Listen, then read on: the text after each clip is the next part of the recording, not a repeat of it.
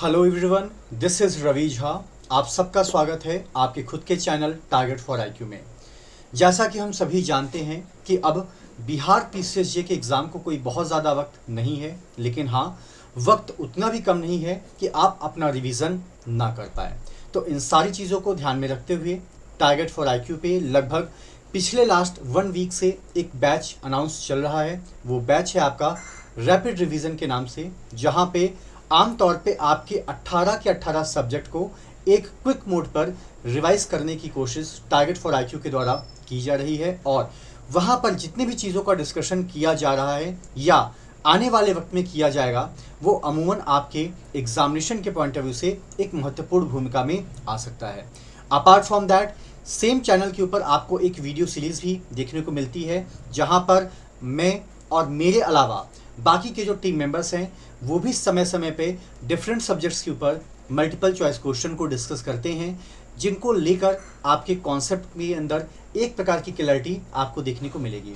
और उन्हीं सारी चीज़ों को ध्यान में रखते हुए आइए आज की क्लास के अंदर मैं रवि झा आपके साथ आर्बिट्रेशन एंड कंसोलिडेशन एक्ट 1996 के कुछ महत्वपूर्ण एमसीक्यूज़ को चर्चा के रूप में शामिल करूंगा, और इस उम्मीद के साथ कि आप इस पूरे के पूरे सीरीज़ को ज़रूर देखिएगा और एक बार इनके क्वेश्चंस को ज़रूर आप वेरीफाई करने की कोशिश करिएगा, ताकि कोई भी कन्फ्यूज़न की स्थिति पैदा ना हो। अब यहाँ पे जो सबसे पहला सवाल आपका निकल कर आ रहा है वो ये आ रहा है कि in most EU member countries which of the following is the most visible form of the ADR। यहाँ पे सबसे पहले आपको समझना होगा कि ADR का फुल फॉर्म क्या होता है। दैट इज कॉल्ड आपका अल्टरनेटिव डिस्प्यूट रेजोल्यूशन। ठीक है, अब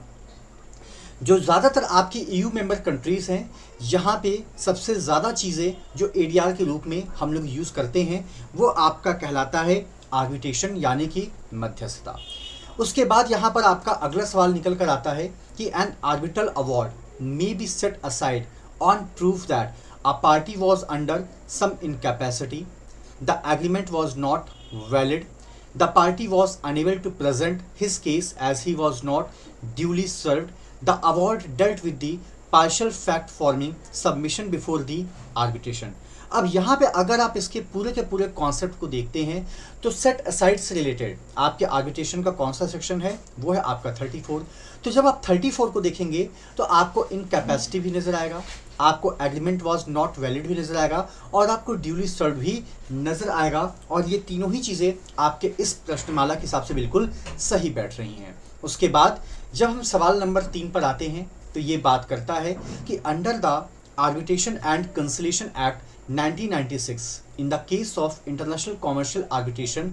कोड का तात्पर्य वहाँ पर किससे होता है, तो वहाँ पर कोड का तात्पर्य आपको देखने को मिलता है हाई कोर्ट से। उसके बाद अगर हम लोग चौथे सवाल पर आते हैं तो ये बात करता है कि the arbitration and consolidation act 1996 was enacted taking into consideration. और आमतौर पे जब इसके कंसिडरेशन की बात हम करते हैं तो हमको ये पता चलता है कि इसका जो मॉडल है वो आपका बेसिकली हमने यूनाइटेड नेशन से ही अडॉप्ट किया था, जिसको कि हम लोग यूनिसेट्रल के नाम से भी जानते हैं। और ये मोस्ट इंपॉर्टेंट क्वेश्चंस है आपके एग्जामिनेशन के पॉइंट ऑफ व्यू से। उसके बाद जब हम लोग सवाल नंबर 5 पर आते हैं तो विच कोर्ट और authority has the power to punish any person for contempt of the national company law tribunal, यानी कि NCLT। और जब हम यहाँ पर देखने को मिलता है तो हमको एक ही चीज़ नज़र आती है और वो है आपका NCLT, यानी कि नेशनल कंपनी लॉ ट्रिब्यूनल। तो जाहिर सी बात है जिस कोर्ट के कंटेम्प्ट को आपने किया है उसी के पास अथॉरिटी है या उसी ट्रिब्यूनल के पास अथॉरिटी है आपको पनिश करने की। उसके बाद जब हम लोग बात करते हैं सवाल नंबर 6 पर, तो as per section 3 clause 2 of the arbitration and consolidation act 1996 a communication is deemed to have been received on the date. और यहाँ पे डेट का मतलब उस दिन से कैलकुलेट किया जाता है जब एड्रेसी को वो डिलीवर्ड हो गया हो या उसको मिल गया हो। उसके बाद यहाँ पर आपका जो अगला सवाल निकल कर आता है कि जो आपका आर्बिट्रेशन एंड कंसोलिडेशन एक्ट है, मैं यहाँ पे अमेंडमेंट की बात कर रहा हूँ, इसके ओरिजिनल डेट की बात नहीं कर रहा हूँ। ये आपका कब से अस्तित्व में आया, तो ये अस्तित्व में आया आपके 23 अक्टूबर सन 2015 से। उसके बाद आपका अगला सवाल आता है कि international commercial arbitration means an arbitration relating to dispute where at least one of the parties is. तो जाहिर सी बात है, यहाँ पे अगर हम एक पार्टी को देखते हैं तो आपको सबसे पहले इंटरनेशनल शब्द को अपने जहन में बैठाना होगा। तो इसका मतलब ये है कि एक कंट्री तो आपकी इंडिया है, बट दूसरी कंट्री आपकी इंडिया के अलावा कोई दूसरी कंट्री है, ठीक है। उसके बाद यहाँ पे जब हम थोड़ा सा आगे और बढ़ते हैं तो अब आपको यहाँ पर देखने का मौका मिलता है, और वो क्या है कि parties A and B have agreed on the seat of arbitration the same, और यहाँ पे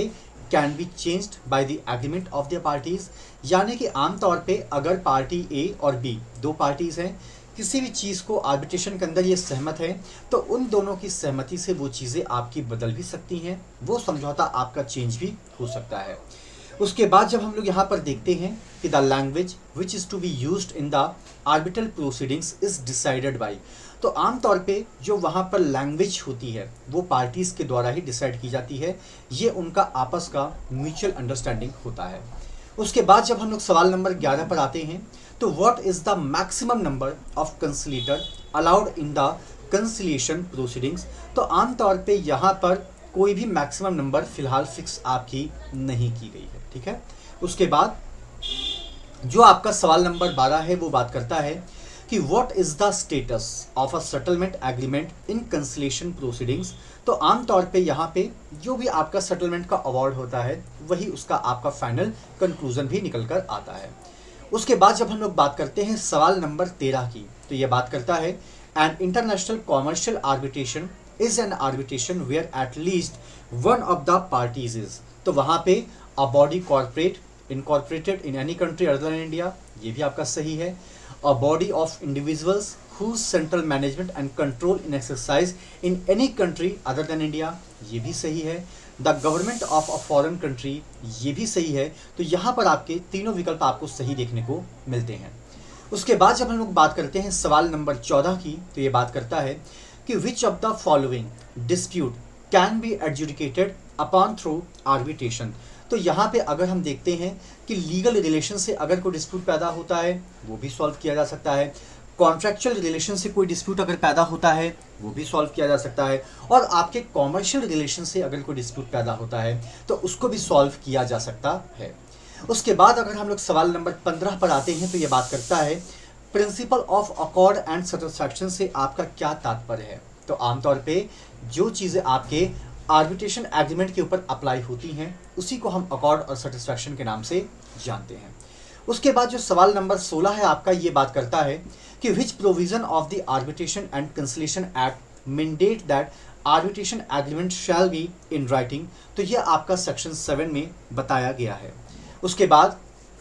जब हम सवाल नंबर 17 पर आते हैं तो ये पूछता है कि which of the following is not an essential condition for an arbitration agreement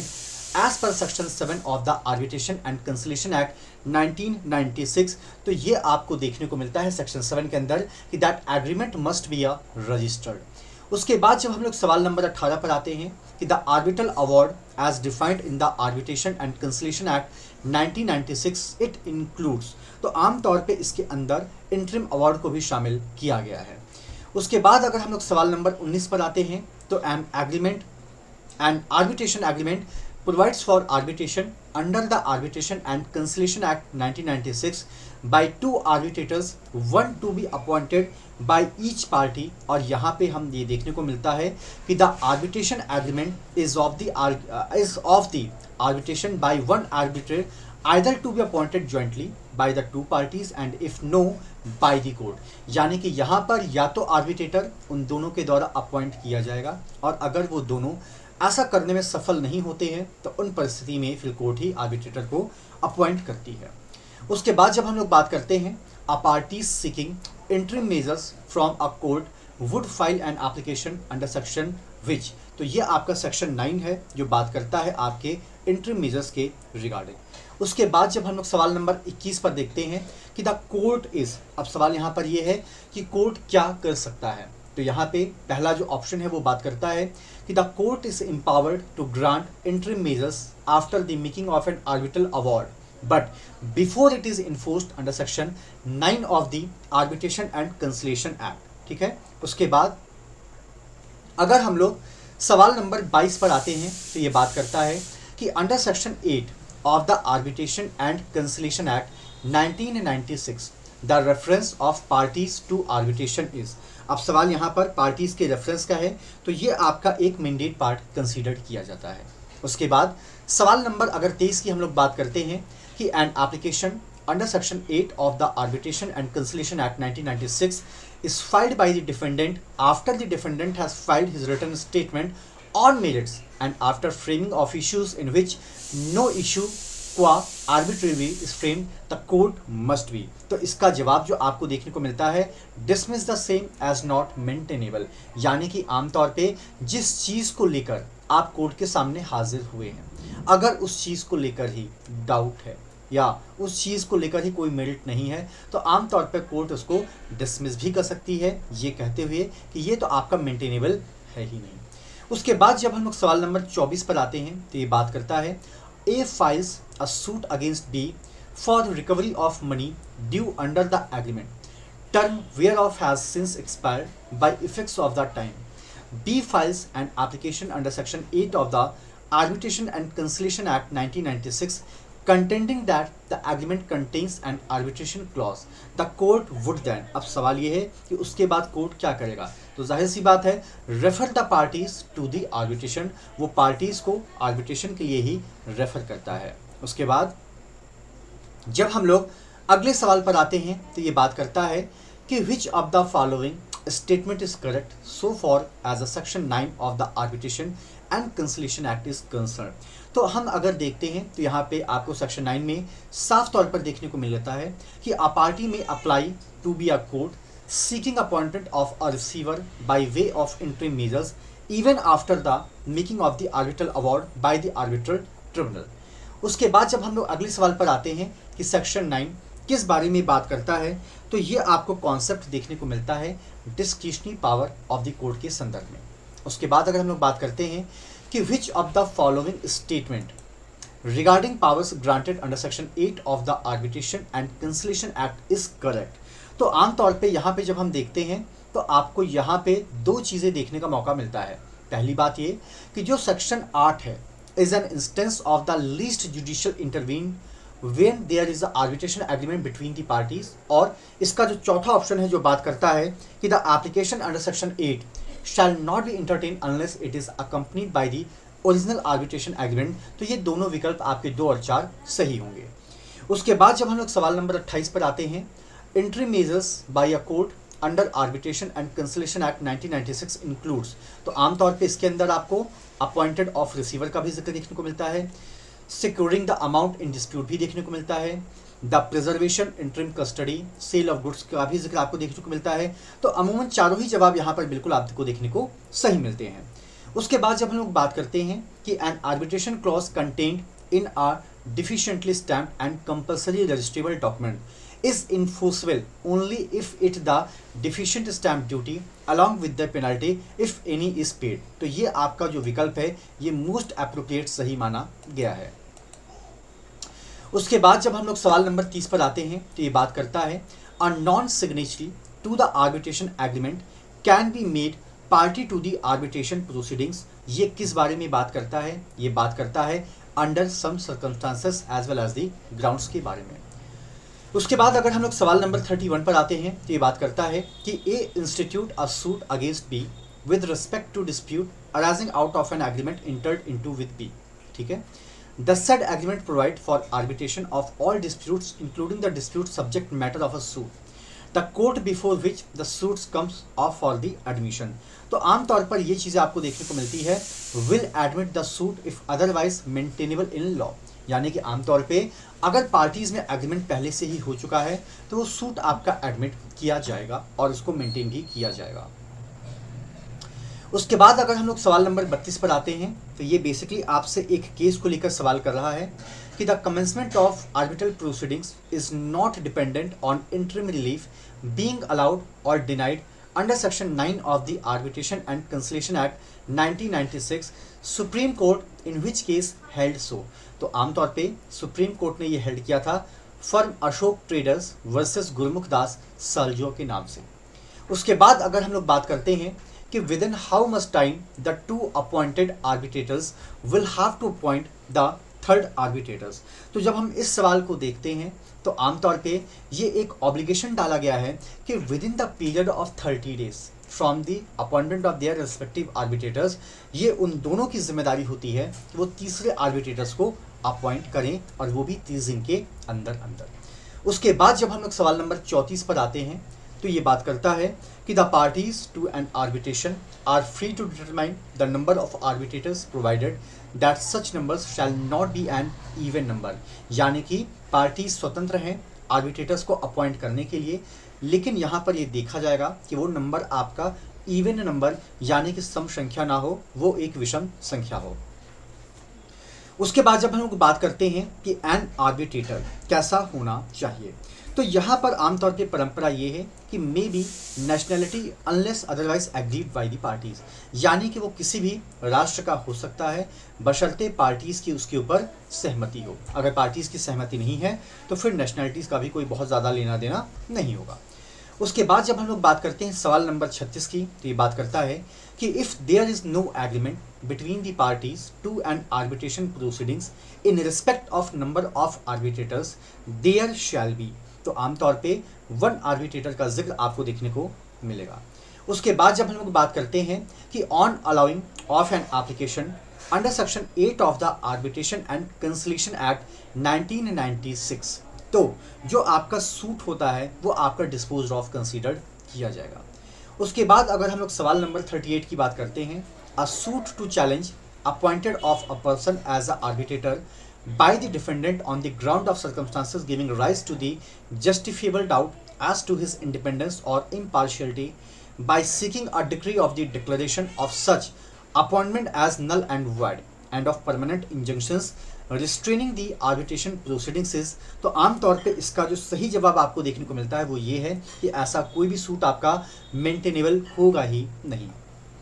उसके बाद जब हम लोग सवाल नंबर 39 पर आते हैं तो ये बात करता है कि under the arbitration and conciliation act 1996 the mandate of arbitral tribunals, ये आपका कब टर्मिनेट होता है, तो ये आपका टर्मिनेट होता है आमतौर पे इन सभी परिस्थितियों में जिसका जिक्र आपको देखने को मिलता है when the arbitrators withdraw from his office, जब आपको ये देखने को मिलता है the parties agree to terminate his mandate, and जब हम ये देखने को मिलता है कि जो आर्बिट्रेटर है वही आपका क्या है, इनकॉम्पिटेंट है। उसके बाद जब हम लोग बात करते हैं कि N application under section 11 of the arbitration and conciliation act 1996 can be filed, तो आमतौर पे वो एप्लीकेशन आपकी कहाँ पर फाइल्ड की जा सकती है, तो वो एप्लीकेशन आपकी अगर हम सेक्शन 11 की बात करें तो वो आप सुप्रीम कोर्ट या हाई कोर्ट में भी आप फाइल कर सकते हैं, बट परंपरा ये है कि हाई कोर्ट में ही पहले आप अप्रोच करेंगे, after that you can approach to the concern supreme court. उसके बाद जब हम लोग सवाल नंबर 41 पर आते हैं तो ये बात करता है कि an arbitration agreement dated 1 December 2018 provides for reference of the dispute to 4 arbitrators with 2 to be appointed by each of the parties, the arbitration agreement is, तो ये agreement आपका क्या होगा, is to be constructed as being of the reference of dispute as a sole arbitrator, तो जाहिर सी बात है यहाँ पे sole arbitrator को लेकर भी चर्चा की जा सकती है। उसके बाद यहाँ पे जब हम सवाल नंबर 42 पर आते हैं तो ये बात करता है a party seeking appointment of an arbitrator through the high court or its designate shall make a request under this section, तो ये सेक्शंस आपको देखने को मिलता है सेक्शन 11 का क्लॉज 6 जो आपकी आर्बिट्रेशन एंड कंसलेशन एक्ट में देखने को आपको मिलेगा। उसके बाद जब हम सवाल नंबर 43 पर आते हैं, a nomination of an arbitrator is made by a person who is himself ineligible to act as an arbitrator under section 12 clause 5 read with the 7th schedule to the arbitration and conciliation act 1996 in which case, तो आमतौर पे यहाँ पर जो आपसे सवाल पूछा गया है उसका तात्पर्य आपको देखने को मिलता है कि the nominee can not act as an arbitrator, बिल्कुल सही है, and such a nomination would be void ab initio. उसके बाद जब हम देखते हैं कि who can appoint the arbitrator pursuant to an arbitration agreement of the reference of dispute to a sole arbitrator, तो ये आपको देखने को मिलता है the parties to an arbitration agreement on the person body if any mention in the arbitration agreement. और इसका जो दूसरा पार्ट है वो आपको देखने को मिलता है कि द कोर्ट और एनी पर्सन और institution designated by the such court. उसके बाद जब हम सवाल नंबर 45 पर आते हैं तो ये बात करता है कि an arbitration agreement providing for arbitration by 4 arbitrator is under the arbitration and consolidation act 1996 to be constitute as an agreement for the arbitration by the sole arbitrator. ठीक है। उसके बाद जो सवाल नंबर आपका 46 है ये बात करता है कि if within 30 days the party fail to appoint their arbitrators और the arbitrators fail to appoint the third arbitrator the arbitrator shall be appointed by. तो जाहिर सी बात है इनका जो अपॉइंटमेंट होगा वो चीफ जस्टिस के ही द्वारा किया जाता है और वो व्यक्ति कोई हो सकता है, वो कोई इंस्टीट्यूशन हो सकता है जो प्रॉपर डेजिग्नेटेड हो। उसके बाद जब हम लोग सवाल नंबर 47 पर आते हैं तो ये बात करता है कि in the arbitral proceedings where a party fails to appear at an oral hearing or fails to produce or documentary evidence, तो इसका तात्पर्य आपको देखने को कहाँ मिलता है? तो ये तात्पर्य आपको देखने को मिलता है tribunal has a power to continue. उसके बाद जब हम लोग बात करते हैं कि द आर्बिट्रल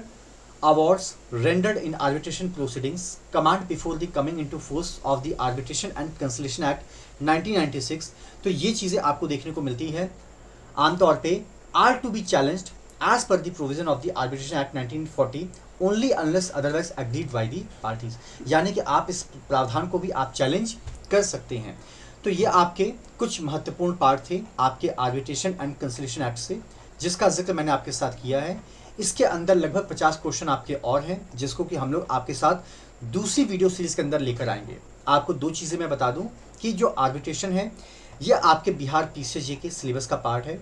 दूसरी बात ये है कि इसको भी माइनर एक्ट की कैटेगरी में रखा गया है, तो देयर माइट बी पॉसिबिलिटी कि इससे 3 से 4 सवाल आपको अमूमन देखने को मिल सकते हैं।